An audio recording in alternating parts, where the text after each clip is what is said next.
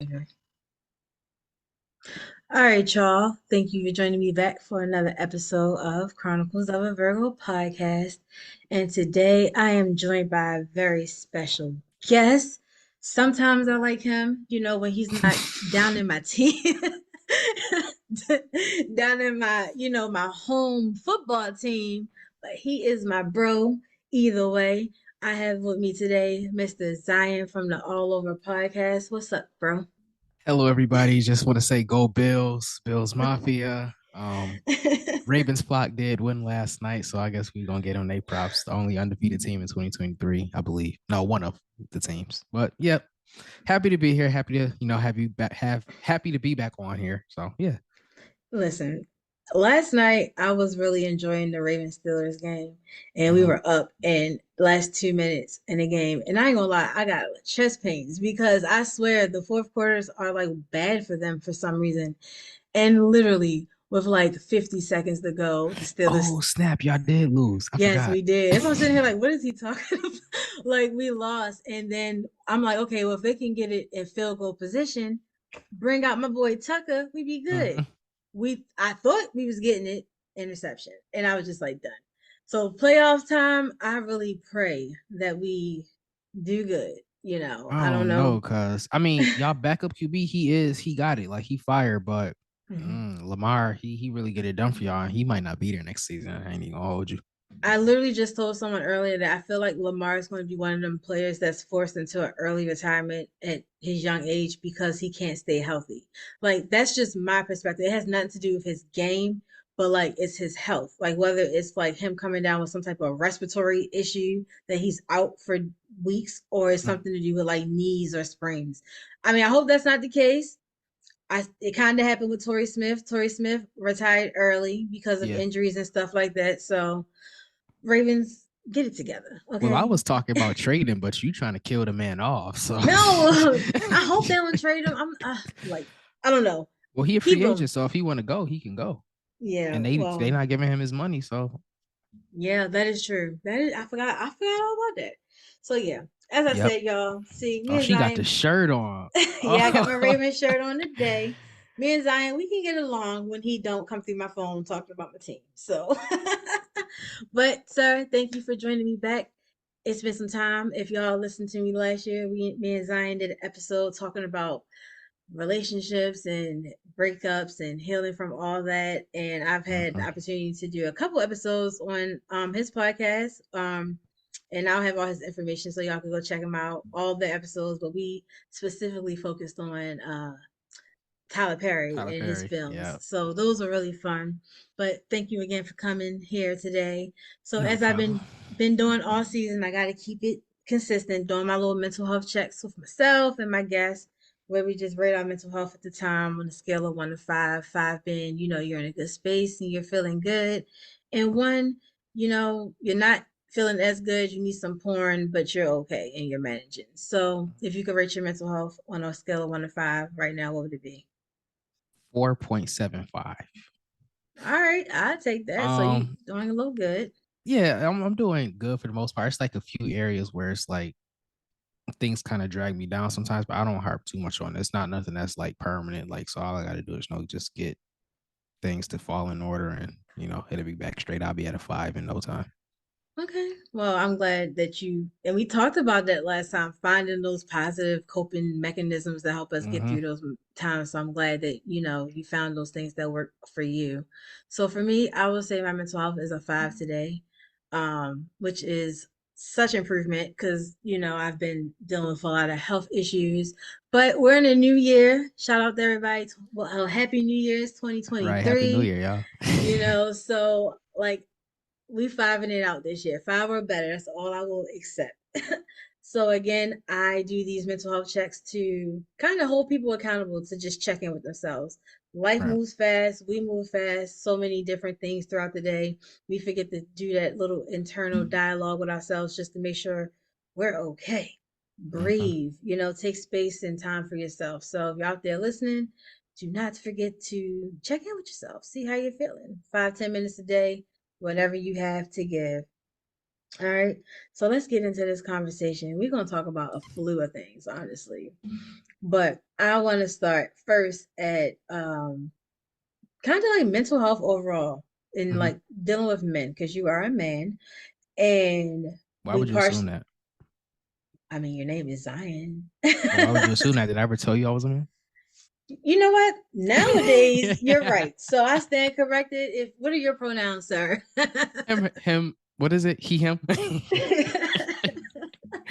But no, you're right because you definitely do gotta be careful these days. You never Nah, know. for I really had an issue with somebody, like not an issue, but I was like, what's up, bro? He like what I just did to you, but he was serious, and I was like, oh, well, all right, I mean, no disrespect, and he was like, no, no, like don't even talk. I'm like, you know what? Okay, you got it.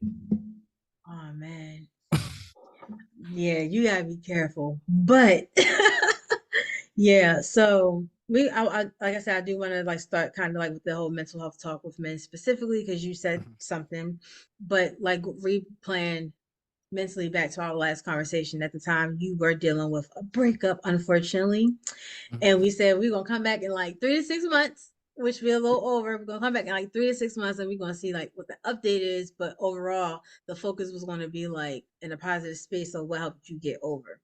Uh, So, what is the difference now with your mental state compared to where it was then?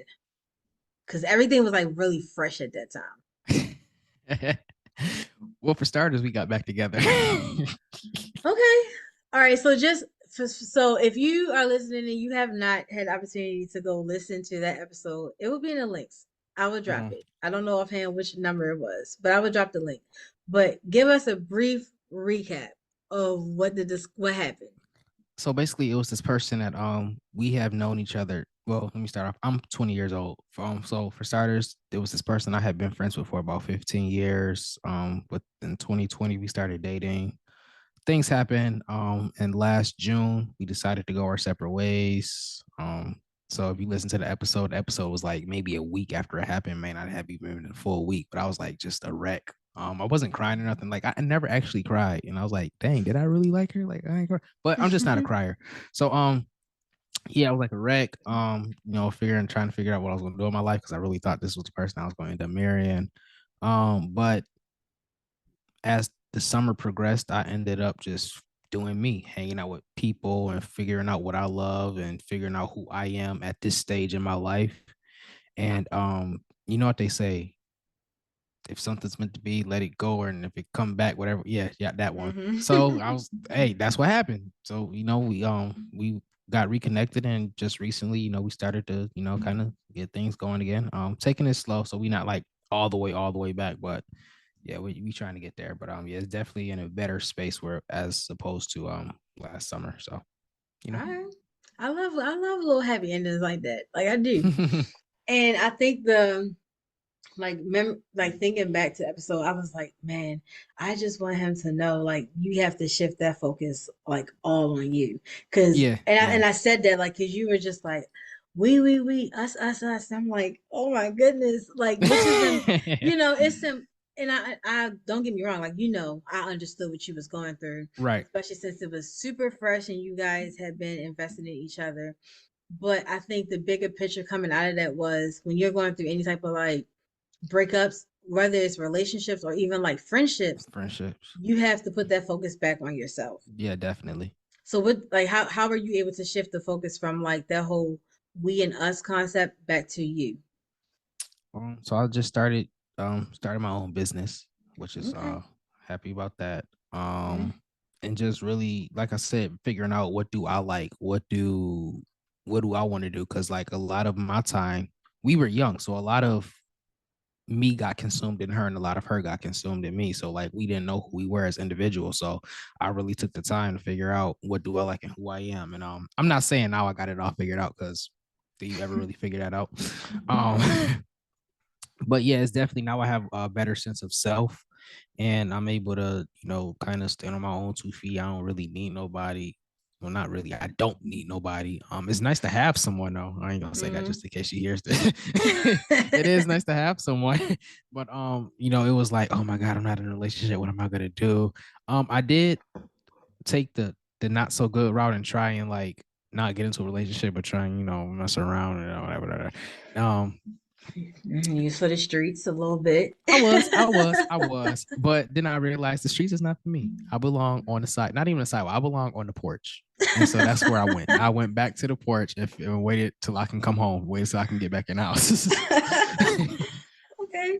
But see, and okay, so even the trajectory of this conversation is different because I hear some self accountability in it, whereas Oh yeah, before, yeah. you know, so what was the turning point with you realizing like I was accountable for certain things in the dynamics and this is what I need to do moving forward? I can be what I realized maybe and this was like towards the end of the summer, early like fall, like August, September-ish. I realized that I can be very selfish and self-centered, and Mm, I can be hard-headed. I can see And that. okay, you know what? I hope the Ravens get knocked out the playoffs first round. Um, no, so like I realized that I can really be selfish, and I realized that it wasn't just in like relationships. It'd be like, well, not relationships with other people, but even in like relationships with cousins and friends, and even like parents at some time. So I was just like, I need to work on this because that ain't how it's supposed to be in no relationship, regardless of it's whether mother, son, or cousin, whatever. So I'm Mm, like, okay, that's one area where I went wrong with that. And so it really, like what I talked about, I think I talked about it in the last episode, is just being able to sit to yourself or take some time to yourself and realize, like I said, figure out self. And figuring mm, out self don't always mean figuring out the good parts and like, oh, who am I? But figuring out what's wrong with me. And a lot of people mm, don't want to do that. A lot of people mm, just want to figure out who they are and they just want to be like, oh, I'm this happy person and oh, I'm a go-getter. No, but it's some negative aspects of you too. Nobody's perfect. So that's mm, part of figuring out who you are, is figuring out, okay, what are these negative aspects of me and how can I correct it? mm, mm. Ooh, you said a lot of good stuff. I like that. And you're right. No one likes to really sit alone and try to come up with this whole mental dialogue on how to fix things. Because if you do it correctly, because there is a in my world, there's a right and wrong way to do it, right? Mhm. You can sit and do it and you can like point fingers at everyone else being the causation of the problems that happen, or you can look at it and be like, okay, they caused these things, but I see how I inflicted this problem and I did this. It's the taking the accountability, which Right. I think a lot of people lack. And this is speaking in any type of relationship dynamics, like you said. Like it took for you to realize, like, okay, I was this way in my intimate space, but then it was also rolling over into my personal space and my family Mhm. space. And I had to do this, and this to correct those issues, And a lot of times I like to look at it like, even for me, like it was super hard for me to even like look at myself in the mirror and be like, oh, I am the problem. Like, am I the drama? Like, yes, G, like you contribute just as much as uh-huh. anybody else. But I think like as you do that, then you realize like I don't like these parts of me. So I need to shed this old skin and I Uh-huh. need to find like new ways to handle things. Like I had anger issues, whether people believe it or not. And I would just say anything. I didn't have no filter. Sometimes I still don't. I'm working on it. But I pick and choose like my words wisely and pick and choose when to say things, when to respond, because everybody and everything don't deserve your energy or your peace. You know what I'm Definitely. saying? And also learning that in some shape or form, what depending on what your belief is, people only project back to you the type of energy space that you're in. Uh-huh. you know. So I was like, well, damn, if no, like everything just started to make sense. Like when I started like my whole personal healing journey and stuff like that. And I think it was really big on learning like how to deal with like my whole mental health stuff as well.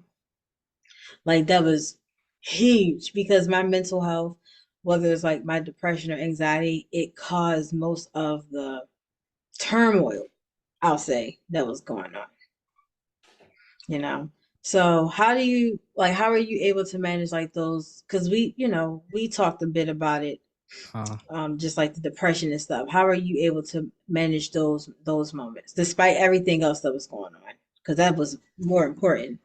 um being around people. And I know that's like the cliche answer, but that's for me, Mm-hmm. that's what helped. Not just necessarily being around people, but I have two well, Norm and his sister, which if y'all listen Mm-hmm. to the Oliver podcast, Norm's my co-host, my cousin, or like my brother, and then he has a sister who's like my sister too. Just being around the two of them, kind of just we like pretty much spent our whole summer together, and I didn't even ask them to like hang around. I think they like just low key without saying it, they just kind of knew that that's what I needed at that point in time. So we pretty much stuck around all summer. Whether it was just sitting in the house or going on adventures, going on a car ride, it was definitely well needed. And I was telling somebody the other day, like if they weren't around, I don't know what I would have did. I probably would have still been the same way I was in June, somewhere huddled up, Mm-hmm. not wanting to do nothing. Yeah, but you know what? It's big because like when you're depressed, I think one of the last things you think about is actually going outside. Mhm. For a lot of people, like I isolate. Like that's I really hope that I come out of it at some point. I've gotten a little better about it, but Mhm. I just feel like when I'm in those moments, I it's better for me to isolate than to be around people because I feel like like what I'm feeling is going to rub off on everybody else. And if I do choose to go around people, I go around people that's strong enough to take on me at that time. You know, like I'm grateful for the support that I do have outside of like my family, like my friends and stuff, certain ones. Um, just because again, like they can take it on, but not take it Uh-huh. on like they make it theirs. Like they can help me cope with it. But otherwise, I will be right in the house in my own space watching Lifetime cussing at the TV. Cause see, my problem is I don't stay out just to like isolate. I stay with people because I don't want them to be like, oh, what's wrong? You okay? You need a hug. That like one of my biggest problems is I like to not acknowledge my problems. Let's okay, let's go there. Why I is that? because Let's go there. I feel like if I don't look at it, then it don't exist. Okay. Is it because like you don't like to be in touch with like your emotions, like that sensitive side? uh no, I think if you deal with certain things, yeah, Mm. actually, you know what? Yeah, you might be right because I feel like dealing with certain things might invoke certain emotions to come out. So it's to prevent those emotions from coming out. It's just easier to act like the problem don't exist. That is so unhealthy. I mean, I totally understand, Uh-huh. like, because I was the same way. Like, I have this whole thing with crying or whatever because growing up, crying about certain stuff, I was always told like, stop crying. You know, it's gonna be okay. Don't or my grandmother, one of her favorite lines is never let someone see you cry You should. because Uh-huh. you know you'll look weak to them, but you don't want to portray that because you're Right. strong. So growing up, like I would be hurting in moments, but when I tell you I'd be sucking them tears back, you know, because I would Mm-hmm. feel like crying was a sign of weakness. Now going to therapy and probably handle things. I wouldn't say I'm a crier. I'm not, but I'm a little bit more emotional in that stance, Are you you one of those know. people that cry when they get angry? It depends. If I it depends. I had a moment over the summer Uh-huh. and it was something happened between me and somebody and it was me trying to like pretty much like explain myself because what they were saying was incorrect. And I'm like, if you just listen, you will see that this is just miscommunication. And they wouldn't give me that opportunity. And they said some horrible things back to me. And Ooh. I got super angry. And yes, I did cry because I was like angry, but I was hurt at the same time. And because I couldn't physically do something, Mm-hmm. I was just like, Well, oh, you like could. I could not in this situation. Like, trust me, like, oh, and then you always got that one good friend that make you think before you react and do certain things. Like Uh-huh. I feel like I have good self control sometimes, but I have like solid friends too. Like, look, you go ahead and do what you want, but why? You know, and every time I think Mm-hmm. of like the why and stuff. So sometimes, yes, if I get super angry, only angry in the sense of if I know that how I really may want to react in this moment, I can't really do it, then I may tear up. But like normally my tears come from like legitimate things. See, I used to cry when I don't think this may be called progress, but I used to cry when I get angry, but now ain't no tears. It's just I'll just go there. Uh, And I don't really, honestly, at this moment in my life, I don't really have too much that has made me angry. mhm. Again, like if I think about like I hate even to go all the way back to like last year because that was just a weird year. But if I think about certain things that I did cry about, they were like legitimate things, like grief and just not feeling well or certain changes and being uncomfortable in certain spaces. Like yes, those weren't crying moments or whatever. But I also had to learn that crying does not like those things don't make you weak. And it is a good release. Like, have you ever had a good cry and then I don't Oh know. yes. Okay. Yeah, so you had a good cry, you're like, oh my God, like the situation may not be over, the grief may still be there, but I feel a little bit more better. I think what people have to realize is that crying is a natural bodily function, and like scientifically, it really does do something with your body chemistry and your physiology. Like you said, it really does make you feel better about a situation. And so I don't, for some reason, at some point in time, this narrative came out that if you a crybaby or men can't cry, whatever these asinine narratives are, and that's just not true. The fact is, and it's a proven fact, crying is good for the soul. Mhm. And specifically speaking about men, I've heard, excuse me, a lot of men say that they can't be vulnerable in those spaces. And I understand, like, if you're not comfortable with expressing those type of emotions or just being that part of your authentic self to people, you're not going to be that. But what comes from it is a lot of men build up like this stamina of like depression or anger or anxiety, not knowing that that's what it is in them from like trauma that they haven't dealt with or just bad experiences. Like, have you ever experienced anything like that before? Um, kind of, and it's I like what you said. It's like I think a lot of times with men, it's not that we don't want to deal with it. It's just that growing up, we weren't even taught how to identify what we're going through. So we may feel this strange emotion and we don't even know what it is. Like Mm, I was much older in the grand scheme of things. Like I'm only 20, but I was much older when I realized I have anxiety. Like this is something I just figured out a couple years ago. I get really bad anxiety. mm, Now I get like test taking anxiety or like anxiety before anything big happens. Now, if I would could have identified this maybe 10 years ago, maybe I'd be good at math now. Who knows? right, right. But it wasn't something that and I grew up in a strict Christian household. So it's like, Hmm. granted, love God. God is great. God is good. Whatever. Not whatever. But like I get what you're you saying. can't you can't pray away everything. I grew up in one of those households where, you gotta pray that away. Pray. No, sometimes you gotta go talk to somebody. I'm sorry. Mm-hmm. Yes, prayer fixes things, but sometimes talking to somebody do too. A professional, not Hmm. your homegirl, your homeboy. Correct. Correct. And I wish I could play this snippet of this video. Ugh, I wish I could play it, but I don't even know how. I don't want to get messed up. But I heard this video the other day, and it was pretty much saying that prayer and science can go together.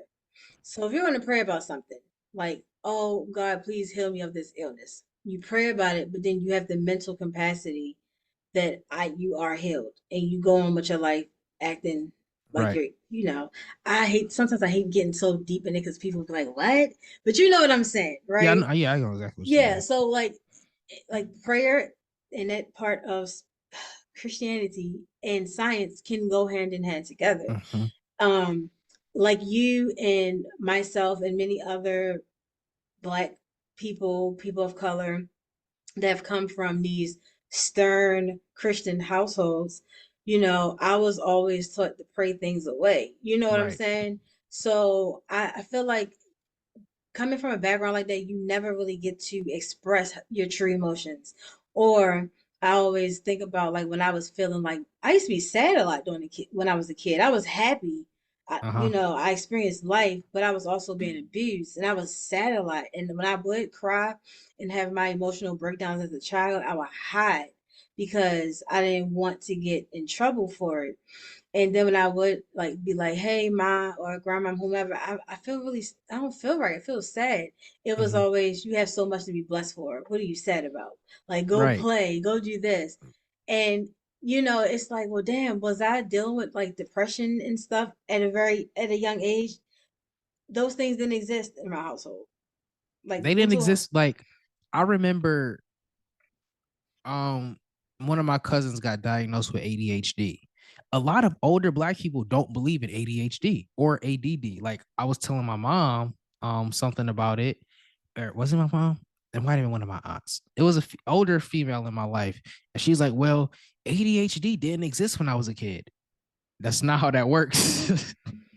It was there. Mhm. Y'all just chose to ignore it and didn't talk about it, and So I think a lot of times, I think that I'll say people born after the 80s and 90s, people in that generation, we now get to we have a easier time identifying these issues and not just identifying them, but figuring out, okay, how do I tackle this? How do I deal with this? Because we see how a lot of our parents have issues that they never dealt with because it didn't exist in quotes, or they were told to pray it away or whatever the case may be with them. So a lot of us Mhm. do come from our result of broken or fractured people, and it was pressed onto us. And so now we got to figure out how to break a generational curse Mhm. with no rule book. How do you feel about the concept? So, a person that, let's say they came from a household and their parents inflicted some type of hurt and pain onto them, right? Mhm, And they grow up dealing with all these different things, whether it was like psychological abuse, emotional abuse, whatever. And as an adult, they still have some resentment towards their parents about those things because it happens. Like I had mhm, resentment with my mom about how I felt like she handled or did not handle things. And then there's this saying that our parents only parented according to how their parents parented them. And because there were generational traumas and mhm. pain and hurt and different experiences inflicted onto their parents from their parents, from their parents, from their parents, the result is we got the parents that we got because of all of those people's upbringing and teachings. So now, as an adult, for many of us, we have to decide like, do we keep an open mindset that our parents only did what they knew how at the time, or can we Mhm. accept like they only did what they knew how at the time, but I'm willing to try to have some type of positive dynamic relationship with them? It's funny you say that because I got the same situation with one of my parents, Mm-hmm. and I uh, with black people, or I'll say black people because that's the only people I can speak for. Um, a lot of the mindset of our parents is, well, it worked for me, so it'll work for you. Mm-hmm. And like I was said earlier, they can't even identify the fact that it didn't work for you, and you're parenting this way as a result of your trauma parenting. That's what you're doing. Yes. And so now I have these scars and things that I have to deal with. And now in the middle of growing up, and especially it's a different world, just growing up in this world now. I'm sure, and every generation has had their issues. But I'm saying, like, as far as like, COVID, and you think about 9/11, just like growing up now with all the outside psychological issues that the world may bring to you. And now you got to deal with stuff that's going on inside your own home. And then when you try to address it, it's not heard because you get the, oh, it worked for me, so it works for you, and all these other different things. It's kind of like, it's, I feel like that's why a lot of people these days, regardless of age, are growing up with a lot of issues because we were trauma parented. Yeah, like that's so huge. And then, I feel like I've seen like different responses, like 50-50. Some people are like, oh, like, oh my God, like I understand this makes sense. Other people are just like, no, they could have changed. But my whole thing is like, how would they have changed if they already thought that what they were doing were right? Exactly. you know so when I grasped that whole concept, it changed my projection and my mindset about me and my mom's dynamics. Me and my mom have always Mm-hmm. been like close, but at some point it was a little void or whatever. Mm-hmm. And at one point, I'm not gonna lie, and I can share this because I've said the same thing to her before, like I felt like it was something about my sister. Like, I'm like, dang, you raised her and treat her way different than what you did me. And a lot of elders will say, like, well, it's different times. We raised Yeah. these kids different times. And that's one thing she would always say. And I could definitely understand because this newer generation is something they just spoiled. They are like y'all generation, because my sister is around your age. Y'all uh, are just very spoiled, and I feel like a lot of y'all, not you specifically, but have had things just handed to y'all. Whereas though, like us, we like literally had to do the hard work and labor, and we done took every hit and thing that we could possibly take. And the trauma that was inflicted doesn't amount to the trauma that was inflicted to like a lot of younger people. And I'm not trying to discredit anybody's experiences or take away from it. I'm only speaking about my personal in comparison with like my sister and then like my upbringing and stuff like that. But until I was able to actually fully like grasp that understanding, it helped me to see my mom in a different space. Now, I'm not saying that we don't be at each other's necks from time to time. We do. However, is not always needed. And I try yeah. to have a little bit more empathy for different people and their experiences altogether. And my mother in therapy. So go to therapy, y'all. Nah, Like, definitely. Because that's even like I've been in therapy and I've been talking about the relationship between me and my mother, and even my therapist is saying like, it's like I said, I was trauma parented, and that was I keep going back to it, but that's literally like it worked for me, so it'll work for you, and it's just like that's how I was parented. So now there are any issues that may arise in the future is like, okay, now do I just come into the game like, okay, you was raised this way, or do I speak up and like, no, I don't like this or whatever, whatever, whatever. So that's part of what I'm dealing with now. We'll see what you should happens. always you should always speak up though. Yeah, And definitely. you know what I'm saying? Like in any type of and I understand like in some environments, whether it's like your parents, family, friends, there's always a right and wrong way to say things. Hmm. Like there is. And I know with men it's a little different. Like I have been told that and I'm learning more because I'm not a man, of course. So I'm learning more about it. And you should always speak up because how I personally look at it, like if you have some type of disagreeing with a person and you do not fully disclose your truths about whatever the matter is, you're giving that person more power over you than what they're even warranted. You see what I'm saying? But here's the thing with a lot of black households is that any type of argument or speaking up for yourself is deemed as, oh, you're being disrespectful. Okay. So again, it goes back to me saying there's a right and a wrong way to say it. So Hmm. I agree. I agree. Because some parents can't and don't realize the fact that your kids are adults. And depending on, Right. I'm thinking about you like you're an adult. And I'm not saying go at your mom. Like I would never Yeah, yeah, yeah. I know what you're saying. say Yeah. that, right? But some parents have that mindset that you cannot ever come against me because I'm your parent. You do not disrespect me. You Right. have to um agree with every single thing I say. And I'm telling you, the first time as an adult outside of my mother's house that I finally said no, when I tell you I felt so different, I'm like, oh my God. I just like, I was scared, like I don't know what she's gonna say, but I felt good. So like even now when I be like, she like, hey, can you do X, Y, and Z? I be like, no. Like, you know what I'm saying? No is a complete sentences, and people gonna have to learn that one way or the other. Whether they, again, I mean this wholeheartedly, respectfully, whether they're your Right. parents or not, because people will guilt trip you, and families are the worst at doing it. All I Let did for you, you can't. No. listen, yes, that's the that just triggered me. But like, but yes, like I just feel like you should just always speak up because at the end of the day, how she receives it, that's her bit. Moms, we love you, moms. But how Right. anybody on that receiving end receives what you say, that is up to them. That has nothing to do with you. Right. And a lot of times it has, if a person gets offended or mad about something that you said, 9 out of 10 it got something to do with an insecurity that they have deep down within themselves. Like, why are you so mad? Hmm. Like, does being a parent, and for some people, being a parent is the only thing that gives them some type of power or authority.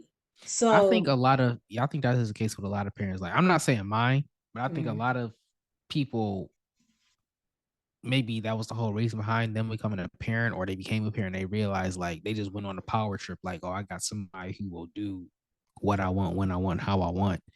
And I feel like as humans, we are defiant by nature. Like we gonna always be okay. Well, what if I don't? Or what's the result of me not doing this or saying no to this? So I think that we have to, as parent, current parents, future parents, aspiring parents, whatever it may be, what I would say is remember how you felt at whatever age your child may be, or whatever your age your child is. And a lot of times black people these days like to speak down on gentle parenting, and they, oh, that's nonsense, whatever, spare the rod, spoil the child. Which I found out gentle parenting actually do mean you still kind of get right with the kids, but it's a certain way of doing it. So mhm. I would just say, yeah, just reflect and figure out, okay, how did I feel when I was this age? And, what can I do to make sure that my child still has a voice while still being a parental figure? Because I'm not saying be your child's friend, because I've seen those situations and that don't work either. Hmm.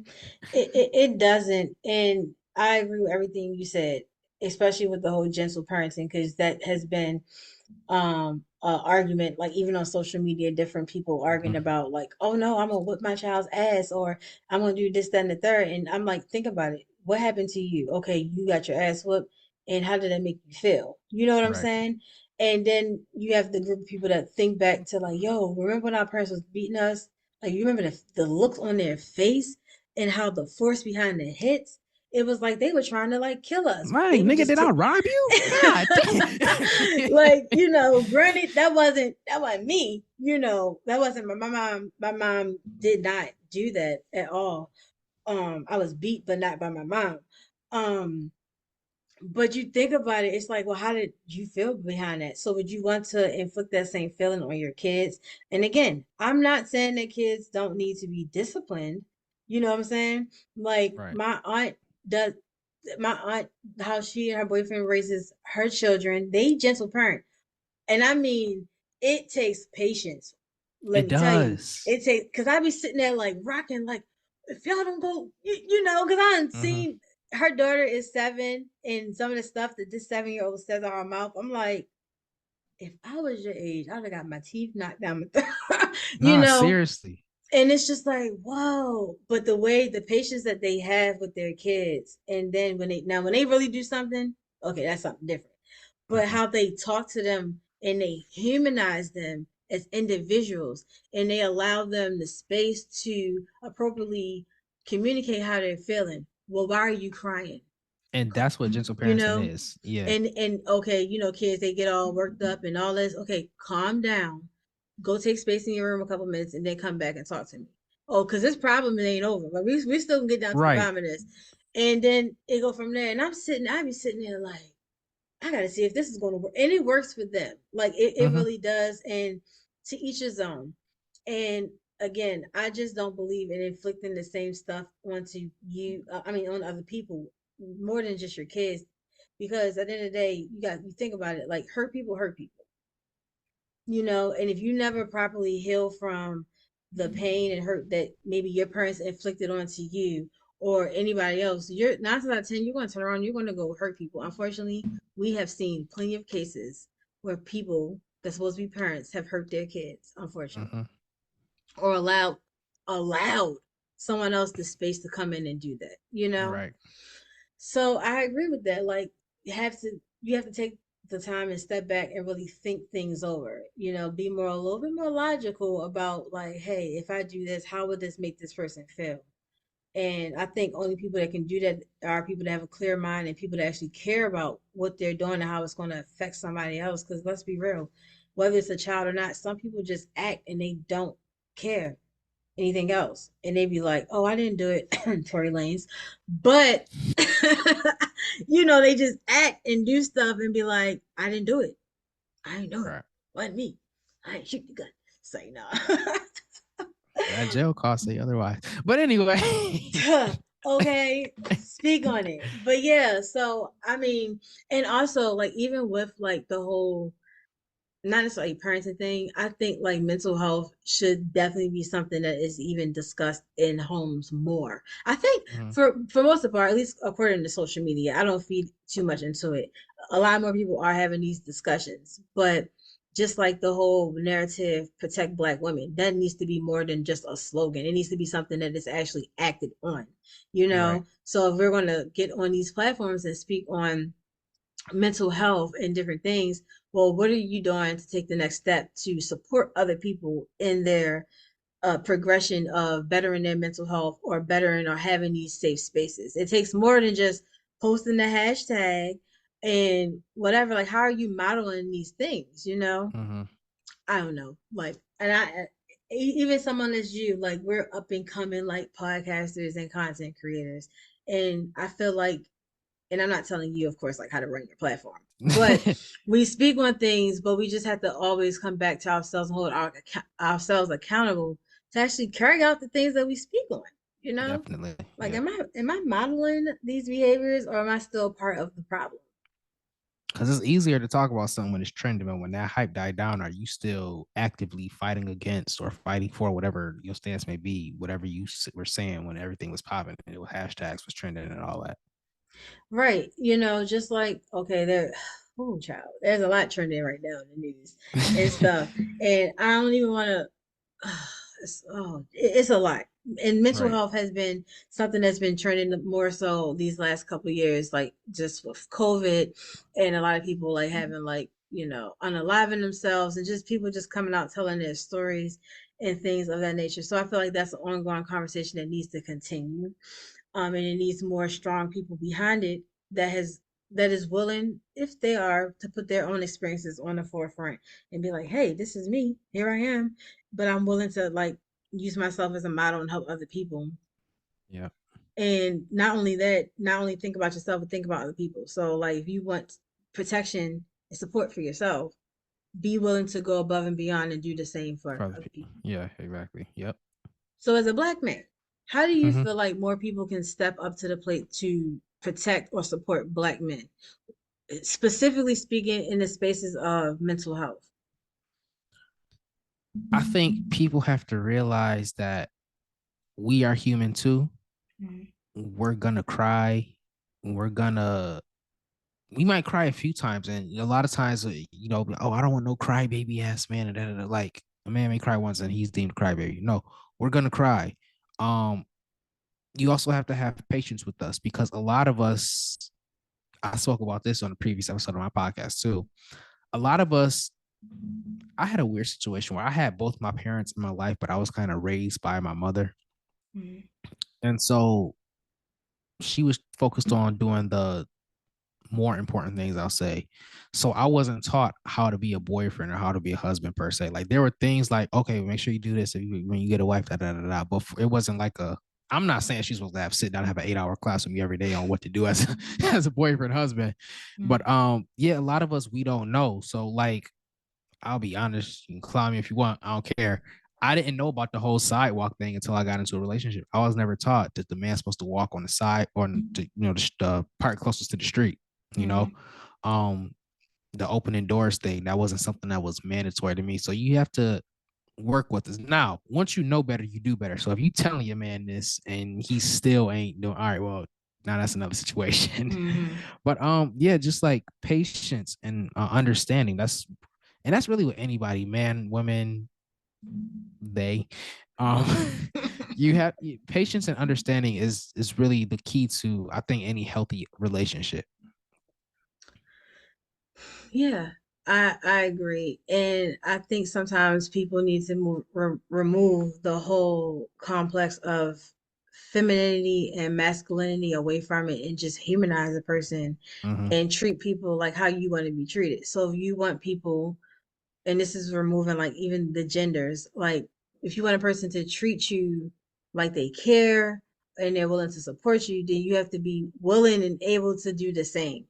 And it's one thing to like listen to a person where they're telling you what's going on in their event, but I feel like people need to actively listen. There's a difference between listening and And actively actively listening. listen. Yeah. When you actively listen, you're listening so you can learn and understand. and be able to Mm-hmm. process, not listening to like, let me hurry up and respond to this. And I already know what I'm gonna tell you. I'm gonna listen anyway to Right. still stay, but no, that's not how the thing works. Like actively listen to what people are telling you, because 9 times out of 10, whether they are specifically saying how they need you to help you, they're going to tell you how they need you to help them. But you have to be able to listen the proper way to really grasp it. And if you don't, I feel like then we see more situations like what we see now. People just having an uproar over different encounters and beefing and then just doing crazy stuff. And then unfortunately people get to the point where they feel like they don't have the support, they don't have the platforms they can get help from, and then they feel like they're alone, and then unfortunately they unalive Right. themselves. Yeah. I hope to see more like less of those situations and more of people just empowering and uplifting people. But I also feel like if us as individuals do not tell people what Mm-hmm. it is we need and how we can help one another, then we're not going to know. Like I have been personally ha- asking more questions to men. Like, how can we, as well, Black women or just women in general, how can we help y'all? Because that's what all I hear on these podcasts with men with the microphones and just in different environments that men feel like they're not supported or women don't care. Okay, what do you need? And I ain't saying I ain't trying to be your mother, because that's not what I'm about to do. Right. But Right. even in a friend space, like how do you want to be helped, and vice versa, women be able to communicate. We can talk about everything else we want: bags, shoes, clothes. No, that emotional support is big. How can people support you? How can men support you? What is it that you feel like you need that may be lacking at the time?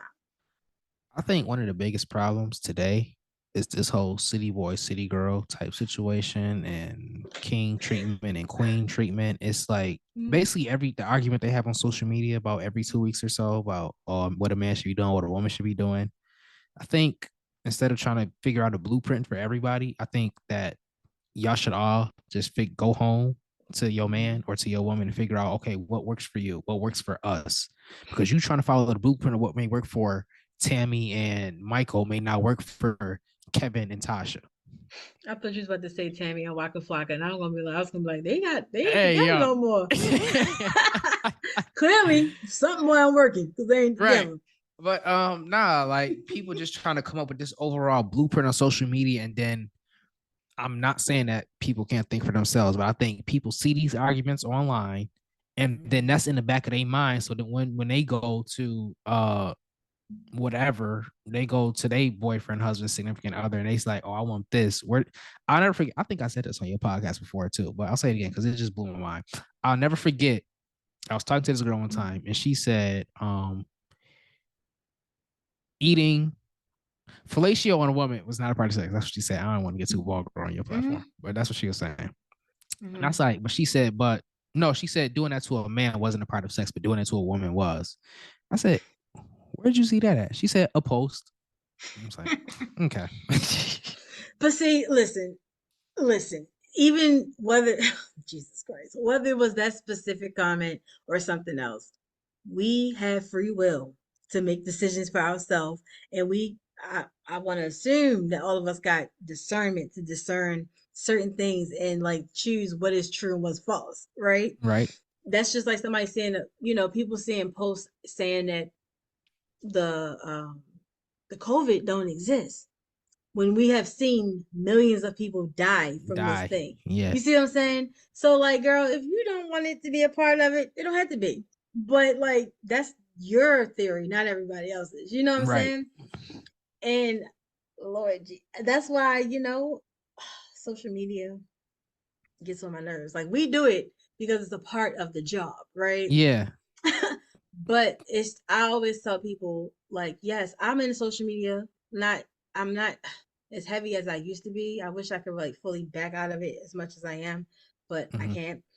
But I pay attention to what I'm gonna pay attention to, and I take from certain things. I don't take everything. I see You a don't post. model your whole entire life off everything you see on Spiritual World, Hollywood, Unlocked, whatever, whatever, whatever. Yes, yes, yes. Will I post their stuff? Absolutely. I pick and choose, Mm-hmm. of course, what I'm gonna post, but that doesn't mean that everything I see that they post, I don't. That's not like true. Like some of them, listen, don't get me started with them Right. daggone blogs and the shade room and all that. Teach his own, make your money. But I hate that blogs make money off the extent of people's trauma. Like Yeah. you can do commentary so many ways, but sometimes the ways that a lot of these people do it, it is at the extent of not even just people, black people's trauma. Black people, You especially, know, I'm gonna leave that alone. Especially the more popular blog, they tend to, yeah, their whole model is built off of exploiting black hurt and trauma and whatnot. exactly. So when you have celebrities like Cardi B coming out saying like y'all only post bad stuff about me and never Mhm. nothing good, that's just like not her word specifically, but something like what did happen. They're Right. like, oh no, we post every no, y'all. Some people, and I'm gonna bring it up because I was really not going to even like go that far into this the conversation, but like the whole Meg and Tory thing, right? And I'm Mhm. not, I'm gonna let it die soon. I'm gonna let the conversation die soon. But we all seen how the blogs was exploiting the story Uh-huh. to the extent from when it started back in 2020 up until like the trial that just passed, even now what's going on. Like we've seen them exploit it. We've seen how certain blogs took sides and they didn't remain, oh, you wasn't, I'm biased. No, you wasn't. It was pretty obvious Or they who. may not have said it directly, but they were sharing, like, did you, I'm sure you saw that one lawyer who was Yes, basically, and they were, so they might have reshared his stuff but they didn't say it directly, so that mean they felt like their hands was innocent, it was clean. exactly. And then then what happened? Shout out to Nika Knight came out and dropped all the receipts, all the evidence, and Uh-huh. she's like, I kept telling y'all that y'all were listening to bloggers and reporters, not necessarily reporters, but bloggers that wasn't telling y'all the truth. So again, you people, you hear stuff, but that doesn't mean that what the people are saying are facts. You know what I'm saying? Like I'm a person, I will debate anything with you all day long. But one thing I'm not going to debate is your opinion because your opinion is your opinion. It may Don't be matter. stupid to me, Right. but let's debate the facts. The fact. Like the pick me's that's in my comments now. Uh-huh. you know, arguing about my post about the whole situation. I'm not going to argue about your facts, but if you want to take it to like the legality standpoint and the actual facts, your opinions is that's what it is. It's Right. dumb. But no, like it is what it is. But yeah, I just wish, and I always tell people like don't feed so much into like the whole social media because you idolize certain things, you see it, I want what they have, but you don't know A, what it took for them to get that, or B, if that's even what they are really Or living that's what for. it is, because behind the scenes is like the whole Ken and De'Ara situation. I remember that a few years ago. Like, y'all modeled, y'all, I want to be like Ken and De'Ara. Turns out, man was cheating on home. I was like, man, Yeah, you just got to be careful. And the same thing, even with like people showing like document like their healing journeys. Like that's one thing that I personally get so mad about or conflicted with because people like, oh my God, like this person got all of this glitz and glam, and all they had to mhm. do was to say they was on the healing journey. But I'm like, go ask them what they did and how every day was because it's not always flowers and sunshine. It's not always easy because, excuse me, once you heal from one thing, there's always going to be something more Something to else. heal Yeah. from, like, and constantly and constantly. And then if you don't appropriately do it, oh my gosh, so many more doors that you open up. it's just, it's just something. It's just something. Mhm. So leave the whole social media facade alone, and have some discernment and trust your own judgment and intuition with things. If you don't have it, pray for it. Like honestly, I'm not even being just No, smart at honestly. this point. I'm just saying, like seriously, like if you feel like you lack something, like affirm for it or whatever your belief is, Right. I was gonna because say whatever you want to do, whoever you talk to on Sunday or Monday, whatever your day is, talk to them, get what you need. yeah, because honestly, I know may sound cliche, but someone I continue to hear this on my journey that like all the answers you need are within yourself. They're not outside of you, and I wholeheartedly believe that, and I slap myself in the face with it every day by my Mhm. own bullshit I put myself through. So it get better. Won't you say, Mister? I'm in a relationship now. Well, You had to do the work on yourself to get where you at now. nah, You feel definitely, me? yeah, definitely. And it takes two Yes. to tango. Like, it's things that were done on her part too. I'm not gonna go into hers because that's her story, but it's Mhm. definitely things that were done on both parts, and I can see the difference. And she even stated that she can see the difference in me. So doing something right on the right track. That's what we like to hear. Happy endings for everyone. Yep. So this was a good discussion, brother. Besides the whole Raven bashing, but it's okay. Still love you though. Still love you. I wasn't bad. Like the Ravens are my second. Honestly, they are my second team because outside of a Bills game, the Ravens were the first game I went to outside of Buffalo. So I mean, they Mm-hmm. were playing the Bills, but Mm-hmm. I was at M&T Bank Stadium. I was cheering on my Bills. I think they did they lose. I Oh, think the you came Ravens to might have won that game. Baltimore. Yep. Oh, okay. Nice. All right. So, what positive message or advice or anything do you have to give to anybody that's listening? Whether they are dealing with some type of like breakup or just because we talked a lot about mental health or something like mentally, something mental health. What would you say? Okay, I got two things. One, whatever you do for yourself and not for the perception of other people. That's one. Mm. Mm-hmm. Two, we have to learn how to grieve, and that goes for men, women, non-binary. You have to learn how to grieve because I think that a lot of times, especially Christians, we take this whole God strongest soldier thing. You are take it to the chin, get up, dust your feet off. No, take your time to grieve. Now, don't Yes. sit and stay there. Take a couple, however long you may need. Take that, and I'll get up and let's get action and figure out how to resolve the situation or how to move forward or whatever the solution may cause for. But yeah, just learn how to grieve for as long as needed, and then you got to get back up. I like that. I like that. And I'm glad you said grief because grief is a process. Mhm. And I feel like sometimes when we are healing, grieving, whatever, we feel like it's a race. Like, what are we racing to do? Right. I always tell people when they're going through different things, and even for myself, because someone told me this when I was going through what I felt like was my worst downfall was it's okay to sit in your shit. And that's what I call it. You sit in your shit moments. Mm-hmm. Meaning sit in whatever experiences, feelings, yucky feelings you got going on, because that is you validating those feelings and those experiences. Those things happen. You are feeling how you're feeling. But like you said, you got to get up at some point. And when you get up, there's no piggybacking going backwards. It's only moving forward. Only forward. Yep. The feeling, whether it was a heartbreak, depression, mental health, whatever it is that made you feel the way, it may not go away overnight. It may not go away in a couple of days or weeks. But as long as you're continuing to get up and give it another day and move forward and be able to mentally process those things better, you'll Mm-hmm. realize in due time you'll start to feel better. And like Zion said, Yeah. take your time. Yeah. Definitely. Take your time. So I appreciate you for that message. I appreciate you for coming on today, talking with me and everyone listening, and your vulnerability because we No got into it problem. a Oh, little y'all bit. know I'm gonna always be sweet, whatever. I'm gonna be honest. Yes, but I appreciate you even speaking about just your experience with like crying and emotions because Mm-hmm. again, a lot of men don't have those spaces or feel like they feel like they may be judged talking about it, but you did it. Men have the space. They just don't want to tap into because you may not cry around your girl, but you have a space where you can cry, whether it's in your car, in your room. I think we all have the space. It's just a matter of identifying what that either physical or the literal or figurative space is. That is true. That is true. So y'all heard it here, folks. And please, before we go, tell everyone where they can go check out your podcast and your social media. Y'all can catch me on the All Over Podcast every Monday. It's available everywhere podcasts are found. And I may have another podcast coming this year. I don't know, but the All Over Podcast. Check Mm. y'all. Make sure y'all check that out. Yes, and they're on IG, and I'll have their links below. I said theirs because Zion is only one half of the All Over Yes, I have a podcast. co-host. Shout out to my man Storm Yes, as sir. well.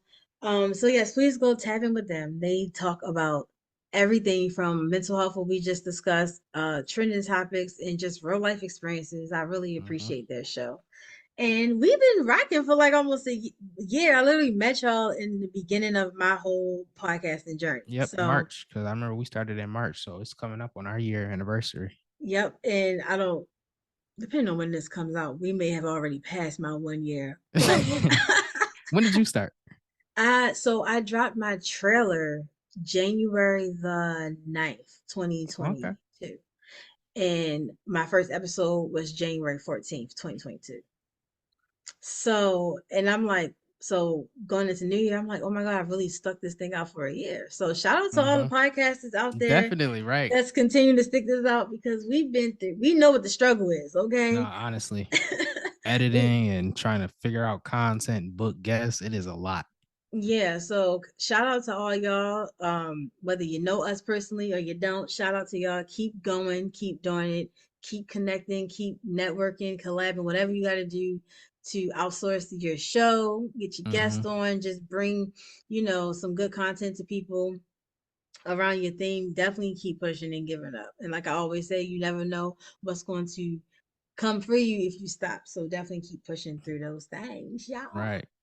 Yeah, but thanks again, Zion, for coming to join me. Like I said, y'all can check out his links will be in the description, as well as You're mine, where you can find me on social media. All of my social medias except Twitter will be linked. But I always say, if you can find me on Twitter, come check me out. You can follow.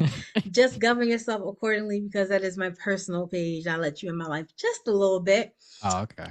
But I'm human. What can I say? But Stay again, on her likes.